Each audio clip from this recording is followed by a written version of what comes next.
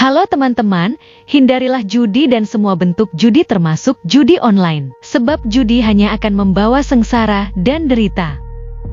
Jika kalian melihat komentar spam bot seperti ini, mohon bantuannya untuk melaporkan komentar ini dengan cara seperti ini.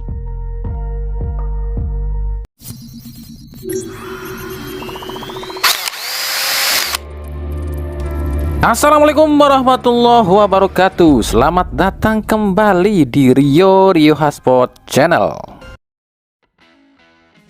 Kemarin kita udah bahas ya, banyak akun-akun atau orang-orang yang ngakunya pengamat sepak bola, tapi kok lebih kelihatannya kayak apa ya? Kayak penjilat. Nah, sama nih dengan akun yang satu ini, satu lembaga ya. Lembaga yang satu ini nih namanya adalah Football Institute, yang katanya sih lembaga independen soal sepak bola. Nah, Football Institute baru-baru ini membuat sebuah survei atau merilis sebuah survei. Katanya 65% supporter Indonesia puas nih dengan kinerja Patrick Kluivert. Nah, begitu juga dengan kepercayaan publik atau supporter kita terhadap Patrick Kluivert selama memimpin timnas, bahwa mereka puas.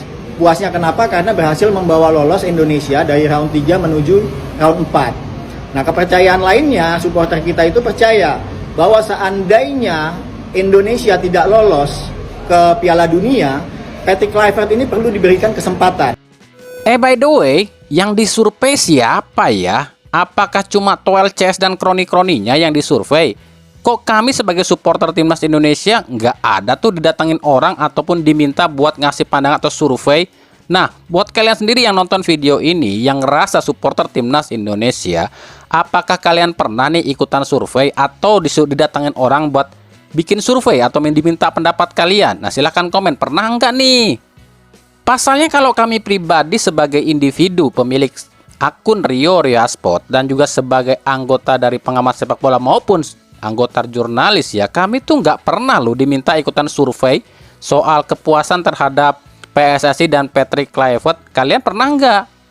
Ya kalau cuma Toel CS yang disurvei, ya jangan jadi lembaga independen namanya. Ya nanti dibilangnya apa? Lembaga penjilat nanti dianggapnya.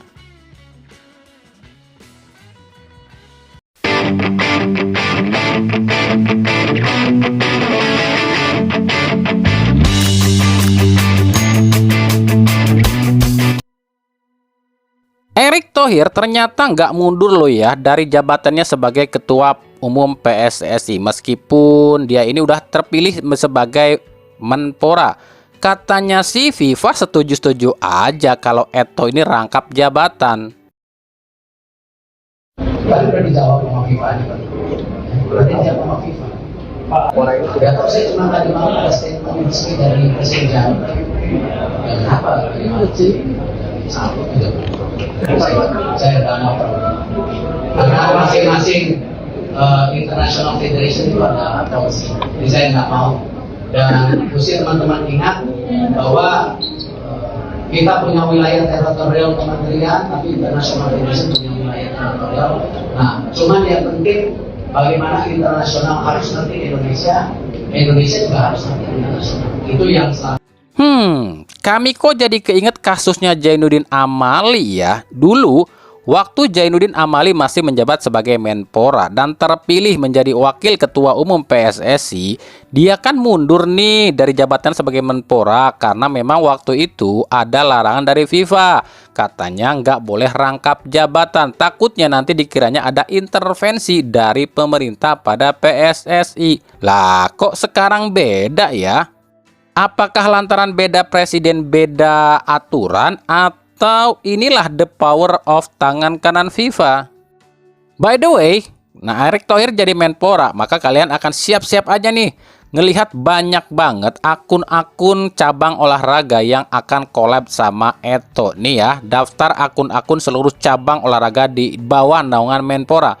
Ini kami yakin nih, kalau salah satu cabang ya berprestasi, pasti akan banyak postingan seperti ini. Hebat kan Menpora kita? Atau akan ada postingan seperti ini, dengan E dan T yang besar. Di sisi lain, Erick Thohir baru aja dilaporkan nih oleh sebuah lembaga bernama MSBI atau Masyarakat Sepak Bola Indonesia dengan dugaan korupsi proyek training center IKN yang menelan banyak biaya besar dari APBN dan juga dari dana hibah luar negeri. Tapi hingga sekarang justru proyek IKN ini seolah-olah terbengkalai atau tak terpakai. Dan hasil dari proyek ini pun katanya sih di luar ekspektasi. Gimana tuh komentar kalian? Nah, selain dilaporkan oleh lembaga MSBI, Erick Thohir pun dikritik atau disentil nih oleh mantan striker timnas Indonesia Eloko Gonzalez. Ini terkait ucapan Erick Thohir yang mengeluh soal wasit di round 4. Menurut Gonzalez sih katanya harusnya jangan usah ngeluh, semua wasit ya sama aja. Yang penting pelatihnya bisa apa enggak bikin timnas kita gacor. Komentar Papito tentang wasit yang akan memimpin timnas Indonesia di Piala Dunia nanti. Untuk saya hal-hal itu nggak penting. Paling penting siapapun wasit kita harus bikin yang terbaik di lapangan untuk kita bisa lolos Piala Dunia. Vamos Indonesia. Kena counter kan. Dulu aja saat Sintayong masih ngelatih timnas dan ngeluh, dia ngomongnya jangan banyak ngeluh, semua turnamen sama aja, gitu kan. Jangan banyak bicara, jangan banyak ngeluh. Kita fokus aja. Giliran sekarang Patrick Kluivert yang melatih di round 4 dikasih wasit asal Timur Tengah, ribut, protes ke AFC dan FIFA. Ya jangan gitulah, ya harusnya sama dong, bilang juga ke Patrick Kluivert, jangan ngeluh, semua wasit sama aja, kan harus gitu, jangan standar ganda lah. Ke pelatih yang bilangnya jangan ngeluh, ya kenapa ke pelatih yang ini nggak berani bilang? Ayo.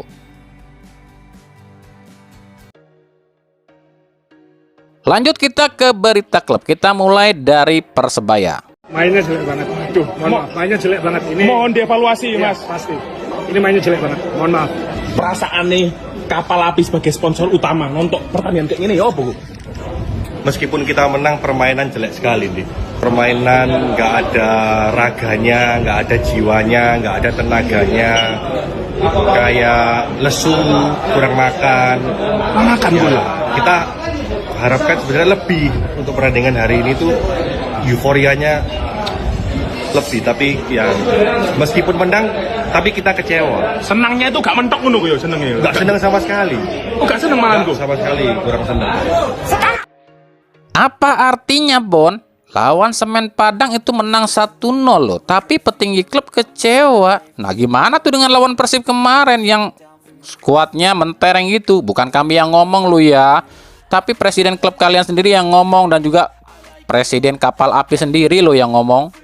Makanya jadi orang itu jadilah orang bijak. Kalau memang merasa nggak menang ataupun kurang beruntung, ya evaluasi, introspeksi diri. Itu yang diutamakan. Jangan cuma nyari kambing hitam, nyalahin sana sini. Semono ae lur.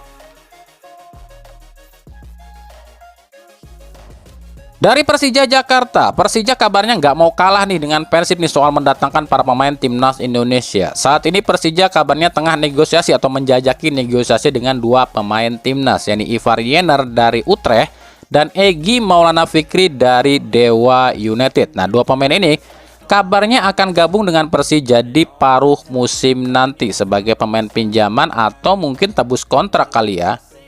Wah, kayaknya ada yang panas nih ngelihat Persib datangin banyak pemain timnas. Persib sendiri ini akan nambah lagi katanya dua pemain timnas nih yang akan masuk ke Persib di paruh musim, yakni Asnawi Mangkualam dan Joy Pelupesi. Dua pemain ini kabarnya akan gabung Persib di putaran 2 nanti, itu pun sebagai pemain pinjaman atau tebus kontrak. Menarik ya, ini persaingan dua tim yang katanya rival ini. By the way, ada nama Mauro Zylstra juga nih, striker baru timnas yang kabarnya pun ini lagi dibidik nih oleh tim Liga 1. Udah tahu dong tim mana itu yang mau sama Mauro Zylstra. Nah, Mauro Zylstra ini punya keturunan Indonesia dari sang nenek yang asal Bandung, yang belum diketahui sih Bandungnya di mana, tapi katanya sih neneknya juga orang Gede Bage juga. Wah, udah tahu dong. Si Zylstra ini tuh dibidik oleh tim mana? Ya tentu saja tim yang dari Bandung juga lah. Selain Mauro Zylstra ada nama Dean Zandbergen. Ini sempat ramai kemarin katanya mau direkrut sama Persib. Nah, si Dean ini ngotot banget nih pengen dinaturalisasi. Bahkan katanya sih dia ini rela nih main di Liga Indonesia dulu agar dipantau untuk bisa dinaturalisasi. Dean Zandbergen ini adalah anak Depok lo ya. Seandainya saja umur dia ini tuh masih di bawah 17 tahun, Dean ini nggak perlu dinaturalisasi lo ya, karena ibunya si Dean ini masih tercatat sebagai warga Depok. Wah wah, kalau beneran si Dean ini masuk ke timnas Indonesia, ini sih namanya Depok Connection nih. Sebab di timnas Indonesia sebelumnya kan ada yang nama Miliano Jonathan tuh, anak Depok juga, atau yang sering disebut bule Depok.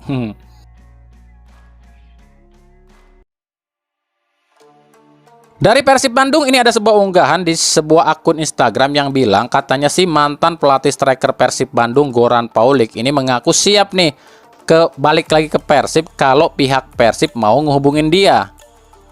Goran Paulik sendiri saat ini masih berstatus tanpa klub. Dulu Paulik ini keluar dari Persib lantaran ada urusan keluarga dan mengurusi bisnisnya di Kroasia yang terkena masalah. Tapi kini urusan dengan keluarganya sudah selesai.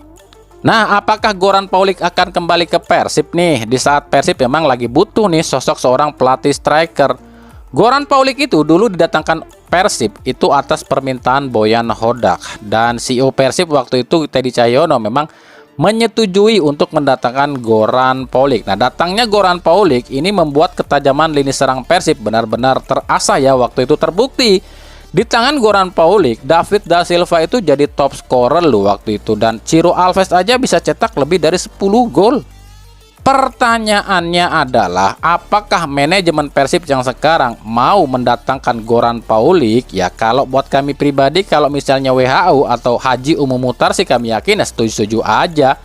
Karena kan WHO juga pengennya Persib bagus terus. Tapi permasalahannya adalah WHO alias Haji Umum Muhtar ini ada kabar katanya akan mundur dari Persib lantaran masalah kondisi kesehatan yang makin menurun.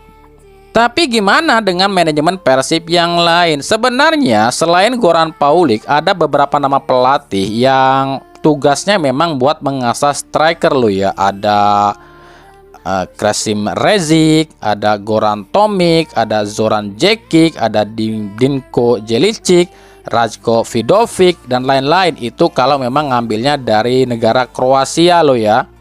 Ya kita lihat nanti aja apakah Boyan Hodak masih puas nih dengan kondisi lini serangnya, ataukah Hodak ini masih punya ambisi buat juara musim ini atau enggak. Ya itu tergantung dari Hodaknya sendiri ya.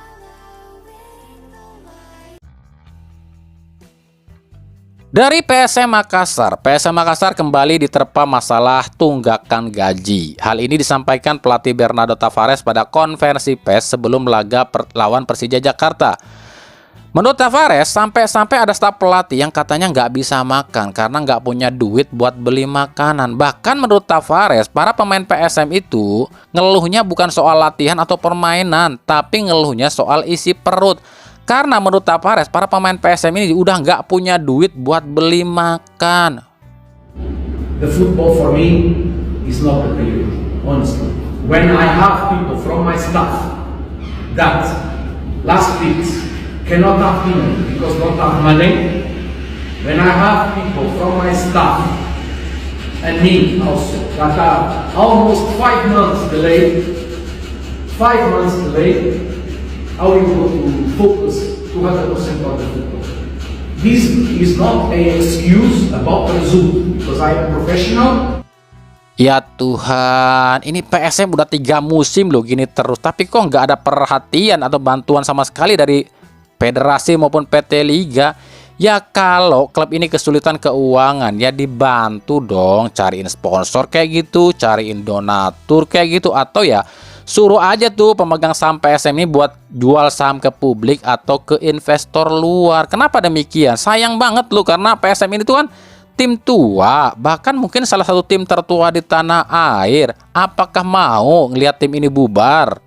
Entahlah, kami pun pusing lah ngelihat federasi dan PT Liga kita ya. Federasi selalu ngomong katanya kita akan jatuhkan hukuman dan sanksi kalau ada tim yang nunggak gaji. Lagi mana mereka nggak nunggak gaji, nyari sponsor aja susah. Lalu juga apa nih? Siaran pertandingan pun ya nggak rata. PSM ini jarang banget tuh siarannya disiarkan secara langsung di TV. Ya mau gimana mereka dapat pemasukan? Ada riweuh Siti, riweuh Eto, mun kieu wae mah. Tapi lucunya, meskipun mereka ini katanya nggak digaji ataupun telat gajinya, kok mainnya kayak orang yang gajinya selangit ya. Ngotot abis saat hadapi Persija. Akhirnya dengan main ngotot kayak gini dan disiarin di TV untuk pertama kali, akhirnya ada yang tumbang tuh. Tapi bukan pohon yang tumbang. Yang tumbang adalah salah satu tim yang belum pernah kalah sampai pekan ke-6 ini, yakni Persija Jakarta. Ya, Persija Jakarta, tim yang katanya paling digdaya nih kalau main di Stadion Jis, akhirnya rasakan juga ya kekalahan perdana oleh PSM Makassar. Bahkan di laga ini kalau kami lihat ya, kok malah kelihatannya pemain Persija yang nggak digaji ya, loyo mainnya. Waduh, ada apa nih Papa Prapanca?